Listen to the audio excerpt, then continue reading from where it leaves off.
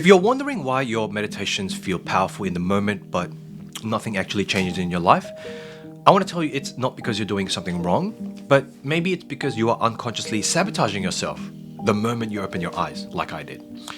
And I had to discover this the hard way after years of what I thought was growth, but was actually just spiritual bypassing. I was meditating for hours, like hours a day sometimes 4, doing all the techniques, following Dr. Joe's work religiously, but I was still broke, still anxious, and looking back, I was still stuck in the same patterns. And then I realized something that completely shifted everything. And I was doing this one thing immediately, right after meditation, and it was killing my results. And if you are someone who meditates, then you might be doing this exact same thing without even realizing it. And so today I want to show you how to actually identify these unconscious self-sabotaging patterns that may be blocking your transformation as well. And more importantly, I want to share my step-by-step method to actually work with your resistance instead of fighting against it. And come on, let's be real. I think at every stage of our life, we are going to experience resistance, even till now, right? Even advanced meditators experience resistance and challenges and obstacles because that's how we evolve, that's how we change. So our bodies is actually trying to protect us from change, okay? And once we understand this mechanism, then meditation becomes effortless. Change becomes easy. But I want to ask you something, right? Let me ask you something. Have you ever finished a meditation feeling like you just downloaded the secrets of the universe, only to check your phone and then you immediately feel like shit again? Right? I see you. Don't worry. I'm not judging. I literally used to meditate for an hour, specifically about abundance, and then I would immediately check Instagram, and then I would see everyone else's success and feel like a failure. Like instant comparison. What am I doing? That's kind of like going to the gym and you do like an intense workout, right? You're pumping, you worked hard at the gym, then you smash a Big Mac in the parking lot. Like, okay, it's still possible, but come on, you're kind of missing the point there. But it's like you're only half in, you know what I mean? You're like half in, you're not fully in. And so what I discovered that I was killing my results. And actually, Dr. Joe talks about this all the time, but nobody really gets it until it actually happens to them. And so I want to, make you aware and see if it's happening to you or prevent it from happening to you. So the moment you finish your meditation, your brain is in a heightened state of suggestibility, or even during meditation. So we've just spent 20 to 60 minutes rewiring our neural pathways, creating new connections, literally being a new person, right? Signaling the genes of that new person. And then your hand starts to move on its own. And then you automatically reach for your pocket and you pull out your phone, right? What is the first thing you see? Oh my God, it's your ex. And she's on vacation, right? With who? And then there's political arguments and there's so much more, right? And we just spent an hour building a beautiful sandcastle, and then we immediately let a kid destroy it, right? And then our subconscious mind goes, oh my God, are we back in this reality already? All right, cool. Let me just delete everything that we just installed. Crazy, right? We are so funny. And this is returning to our familiar past. But I call it meditation malpractice. It's just, what a waste of time. And I literally tracked this for 30 days. Every time I checked my phone, like at least 10 minutes after meditation. And now I feel worse than I started. Like every single damn time. Every single time.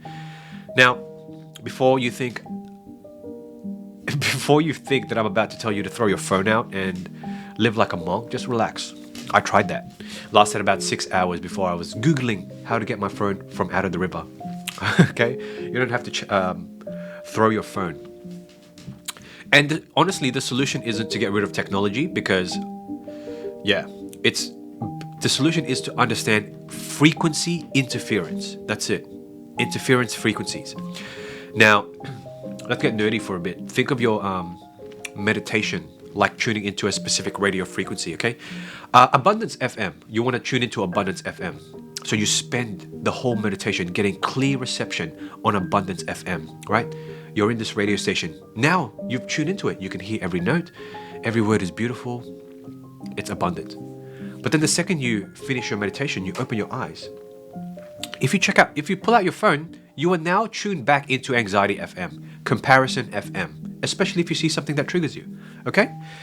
Now, our nervous system can't literally, it can't tell the difference between what we just experienced in meditation, mentally rehearsed, visualized, maybe we had visions and downloads, whatever.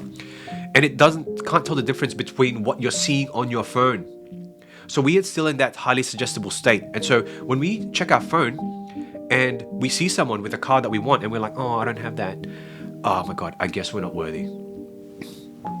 You just programmed yourself because we're still in that suggestible state after meditation, remember? And that is why I am so obsessed, or even like Dr. Joe is so obsessed with the concept of becoming nobody, no one, no thing, nowhere, no time. Because if you are still somebody with problems, immediately after meditation, you're basically telling your subconscious mind, jokes, just joking. I'm just joking with all that abundant stuff. You know what I mean? We just wasted an hour of our time just joking about that abundant stuff. Please don't do this. Please don't do this to yourself. And it just tells us how addicted we are to our phone, right? But honestly, I will never forget the day that this clicked for me. I just finished this amazing meditation, like body chills, tears of gratitude. I felt like I could manifest a unicorn if I wanted to.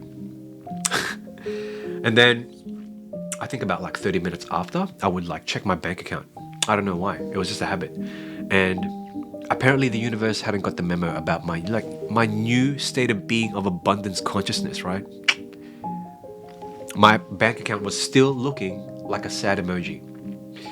But instead of staying in that high frequency state that I had just literally spent an hour creating, I immediately spiraled into, why hasn't this worked yet? Oh my God, what am I doing wrong? Maybe I'm broken. This manifestation stuff is complete BS. Dr. Joe is a liar. You know what I mean? These spiritual gurus, these teachers on YouTube, they're all talking crap. And then I realized I wasn't giving my meditation time to integrate. Like after meditation, for real. I was like a chef who keeps the oven door open and like, is the cake baking yet? Like I'm just keeping the door open. Like, come on, dude, you're letting all the heat out. And so don't do this. If this has inspired you or if something has clicked to you, please. Because I want to share something that I developed, and write this down or write it on your phone. Because if you check your phone, or when you know your phone brings you back into your old self, you're going to need this. You're going to need this, okay? So step 1, right after meditation, don't touch your phone. Don't check email. Don't even talk to people if you can. Just sit there and let your brain integrate the update, okay? Sit there and breathe. Think of it as like your brain is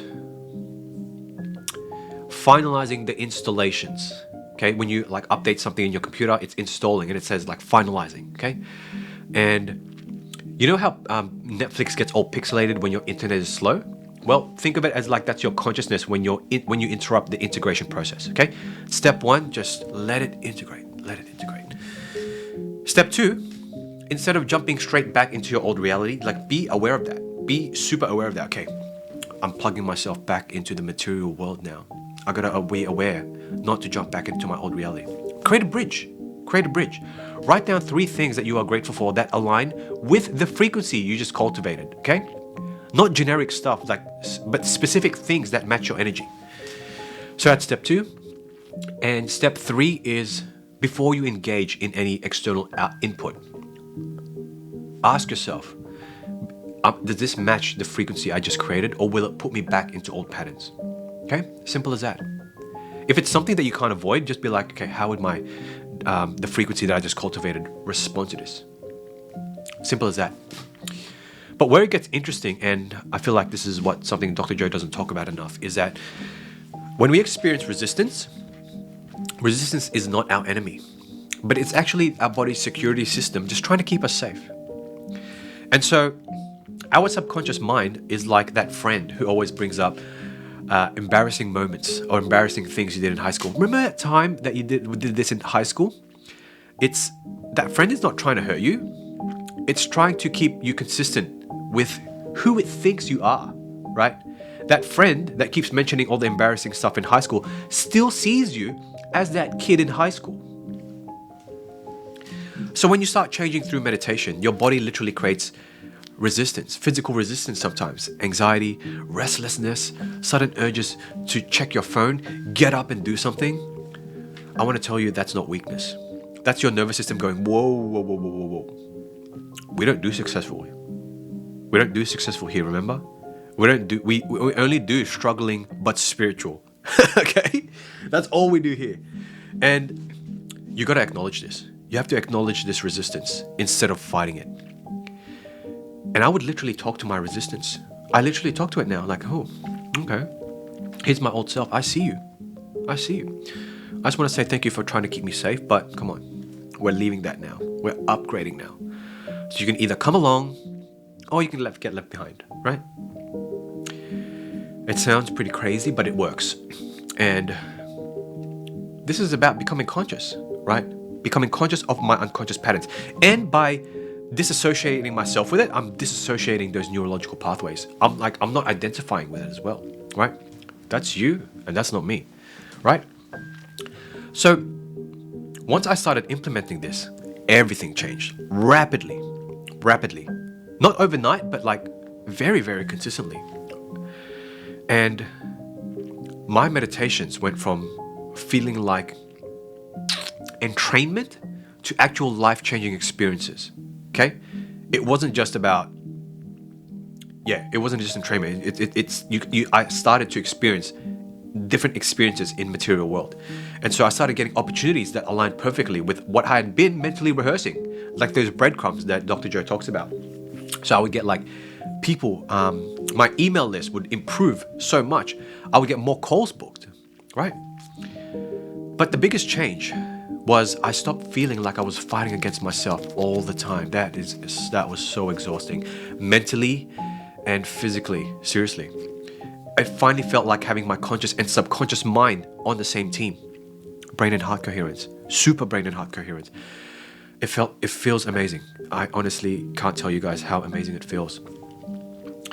And so I want this for you. I want to share how you can actually implement this today. So write this down. Tomorrow morning, right after your meditation, please don't touch any devices, right? Don't touch any devices. Write down 3 specific things you're going to be grateful for that match your meditation frequency. And so it could be, start collecting evidence of your new frequency. If it's like more money in your business, $20,000 months, just start collecting of, okay, someone booked a call with me today, right? I'm grateful that someone booked a call with me. I'm grateful that my content has reached more people, okay? Don't overcomplicate it. Your brain loves simple, consistent patterns. And you should too. I do. I don't want anything complicated. But if you're thinking, come on, Kev, I don't have 10 extra minutes. I barely have time to meditate as it is. Come on. Aren't we already spending way more time, way more than 10 minutes, just scrolling through bullshit that makes you feel worse? It's not about finding more time. It's about protecting the time that we've already invested in ourselves, in our frequency. And it just tells us that we treat our phones so much more than us, right? We revere it more. But come on, we are bigger than that. And just last week, I had a client who had been meditating for about 3 years with hardly to no results. Once we implemented this in 14 days, he landed a $15,000 contract that perfectly matched with what he was mentally rehearsing for his business. And it was creating an offer to create an EP for music in a week for artists. And so it was so aligned with him that it was his first time offering that service. And the first person that he pitched it to said yes. So the meditation didn't change. The visualization didn't change. The only thing that changed was how he protected and integrated that frequency he was creating in his waking state. Okay? It's that simple, guys. It's that simple. And if you have been meditating but not seeing the results you want, then look, this might be the missing piece. Because our meditation practice isn't broken. We just need to learn how to protect the frequency that we have just been creating. And if you want to go deeper into this work, then please book an alignment session with me where we can align your nervous system with your goals. Link is in the description. But whether you book an alignment session with me or work with me or not, then it's okay, because this information is more than enough for you to create from your desired reality as well.